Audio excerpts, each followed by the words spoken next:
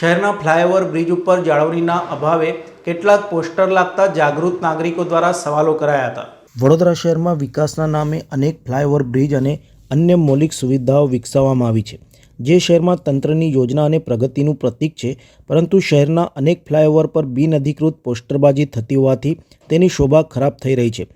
ખાનગી કંપનીઓ અને ફિલ્મોની જાહેરાતના પોસ્ટરો બ્રિજની દિવાલ ઉપર ચોંટાડવામાં આવી રહ્યા છે, જે સ્વચ્છ અને સૌંદર્યમય વડોદરાની ઇમેજને ખરડતા હોય તેવું લાગે છે।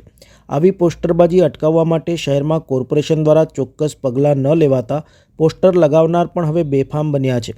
જો આ પોસ્ટર લગાવનારાઓ પાસેથી કોર્પોરેશન દ્વારા નાણાં વસૂલવામાં આવતા નથી, તો પછી આવા ગેરકાયદેસર કાર્ય પર રોક લગાવવામાં કેમ કોઈ પ્રયાસ કરવામાં આવતો નથી? આ પ્રશ્નને લઈને નાગરિકોને શહેરમાં વિકાસ માટે કામ કરતી સંસ્થાઓમાં નારાજગી છે।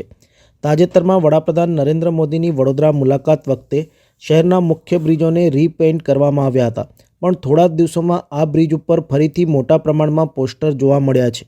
ફતેગંજ બ્રિજ હોય કે અકોટા દાંડિયા બજાર બ્રિજ કે અન્ય કોઈ સ્થળોએ આ સ્થિતિ વધુ ગંભીર બની છે। મ્યુનિસિપલ તંત્ર દ્વારા આ બ્રિજની જાળવણી માટે કોઈ ચોક્કસ યોજના લાગુ કરવામાં આવી નથી। કેટલાક બ્રિજ એવા પણ છે કે જ્યાં સીસીટીવી કેમેરા પણ લાગેલા છે, તેમ છતાં આવા ઇસમો વિરુદ્ધ કેમ કાર્યવાહી નથી થતી તેને લઈને પણ અનેક ચર્ચાઓ થઈ રહી છે। આવા ઇસમો વિરુદ્ધ કડક કાર્યવાહી કરવામાં આવે તેવું જાગૃત નાગરિકો ઈચ્છી રહ્યા છે। જ્યારે શહેર વિકાસશીલ છે ત્યારે તેની જાળવણી પણ એટલી જ મહત્ત્વની છે।